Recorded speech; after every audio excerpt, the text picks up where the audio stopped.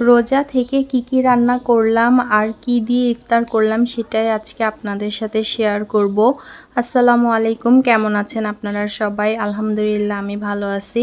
তো বিকেল হয়ে গেছে, তো চলে আসলাম বরাবরের মতো আজকে রান্নাঘরে। ইফতারি তৈরি করার পাশাপাশি রাতের খাবার রান্না করারও কিন্তু একটা টেনশন কাজ করে। আমরা যেহেতু দুজন মানুষ, তো আমি ছোট একটা ইলিশ মাছ নিয়েছি। আজকে ইলিশ মাছ দিয়ে সিম আর আলু দিয়ে পাতলা ঝোল রান্না করব। আমি প্রথমে ইলিশ মাছগুলোকে কেটে ধুয়ে পরিষ্কার করে সুন্দর করে এখানে লবণ আর মরিচ হলুদ দিয়ে মাখিয়ে নিয়েছি। আর কড়াইতে পর্যাপ্ত পরিমাণ তেল দিয়ে হিট করে নিয়েছি। এখন মাছগুলোকে আমি এই তেলের মধ্যে ছেড়ে দিলাম। মাছগুলোকে আমি এখন চুলার আঁচটা একদম কমিয়ে সুন্দর করে ভেজে নিব। এখন কড়াইতে একই তেলের মধ্যে আমি কিছুটা পেঁয়াজ কুচি আর কাঁচামরিচ কুচি দিয়ে দিলাম। এখন এই পেঁয়াজ আর কাঁচামরিচ কুচিটা কিছুক্ষণ ভেজে নিব, যতক্ষণ পর্যন্ত না পেঁয়াজ আর মরিচটা একটু নরম হয়ে না আসে।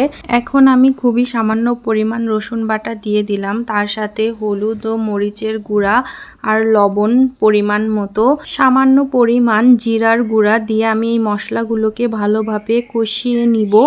এরপরে আমি যে সবজিগুলো কেটে রেখেছিলাম আগে থেকেই, সেই সিম আর আলুগুলোকে আমি এই মশলার মধ্যে দিয়ে সুন্দর করে কষিয়ে নিব। কিছুটা পানিও অ্যাড করে দিলাম, এতে করে সিম আলুটা কিছুটা সিদ্ধ হয়ে আসবে। এখন আমি একটা ঢাকনা দিয়ে ঢেকে দিব। মাঝে মধ্যে একটু ঢাকনা খুলে আবার নেড়ে চেড়ে দিব। মশলাটা ভালোভাবে কষিয়ে নিলে তরকারিটা খেতে কিন্তু অনেক সুস্বাদু হয়ে থাকে। তো আমি একটু পরপর ঢাকনা খুলে কিন্তু নেড়ে দিচ্ছিলাম। আর দেখতেই পাচ্ছেন তরকারি থেকে কিন্তু তেল ছেড়ে আসছে।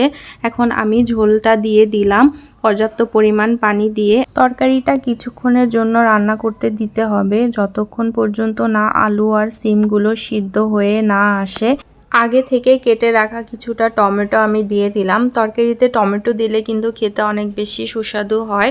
একই সাথে আমি মাছগুলোকেও দিয়ে দিলাম। এখন কিছুটা সময় তরকারিটা আবার রান্না করে নিতে হবে, যতক্ষণ পর্যন্ত না ঝোলটা কমে আসে। তো আমি কিছুক্ষণের জন্য আবারও ঢাকনা দিয়ে ঢেকে রান্না করতে দিব, টমেটো নরম না হয়ে আসা পর্যন্ত। তরকারিটা রান্না করতে দিয়ে এর ফাঁকে আমি কিছুটা বিটরুট কেটে নিলাম। দেখতেই পাচ্ছেন বিটরুট কাটতে গিয়ে আমার হাতগুলো কিন্তু লাল হয়ে গিয়েছে। বিটরুটটাকে কিন্তু খেতে অনেক বেশি মজা লাগে, মিষ্টি মিষ্টি একটা সবজি, আর এটা কিন্তু স্বাস্থ্যের জন্য অনেক ভালো। তো আমি বিটরুটগুলোকে সুন্দর করে কুচি করে কেটে নিয়েছি। আর হালকা একটু তেল দিয়ে পেঁয়াজ আর মরিচ দিয়ে আমি বিটরুটগুলোকে ভেজে নিব। বিটরুট ভাজি খেতে কিন্তু অনেক সুস্বাদু হয়। বিটরুট দিয়ে কিন্তু অন্যান্য সবজিও রান্না করে খাওয়া যায়, তো আমি সাধারণত বিটরুট ভাজি করে খেয়ে থাকি। বিটরুটের সবজির চেয়ে আমার কাছে বিটরুটের ভাজিটাই বেস্ট লাগে, তো যে কারণে আমি বিটরুটটা ভাজি করেই খাই। তো দেখতেই পাচ্ছেন আপনাদের সঙ্গে গল্প করতে করতে কিন্তু আমার বিটরুট ভাজিটা অলরেডি হয়ে গিয়েছে।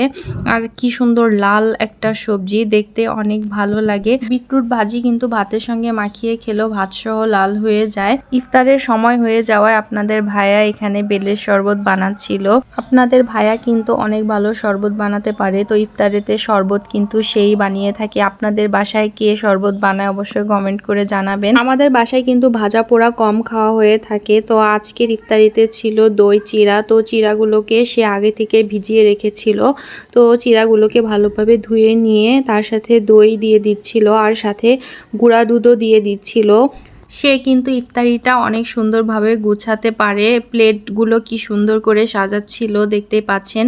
আর গাজরের লাড্ডুও দিয়ে দিচ্ছিল। আগের একটা ভিডিওতে কিন্তু আমি গাজরের লাড্ডু কিভাবে বানিয়েছিলাম সেটা আপনাদের সাথে শেয়ার করেছি, আপনারা চাইলে দেখে আসতে পারেন। গ্লাসে শরবত ঢালার আগে সে কিন্তু আবারও শরবতটাকে ভালোভাবে নাড়িয়ে নিচ্ছিল। আমার কাছে বেলের শরবত কিন্তু অনেক ভালো লাগে। আমরা দুজনেই বেলের শরবত খেতে অনেক বেশি পছন্দ করে থাকি, যে কারণে আজকে বেলের শরবত বানানো হয়েছিল। তো সে এখানে দুটো কলা ছুলে নিচ্ছিল। দই চিড়ার সাথে কলা মিক্স করে খেলে কিন্তু অনেক বেশি ভালো লাগে। তো এই ছিল আজকের আমাদের ছোট্টখাট্ট একটা ইফতারের আয়োজন। কেমন লাগলো আপনাদের কাছে ভিডিওটি অবশ্যই কমেন্ট করে জানাবেন। আল্লাহ হাফেজ।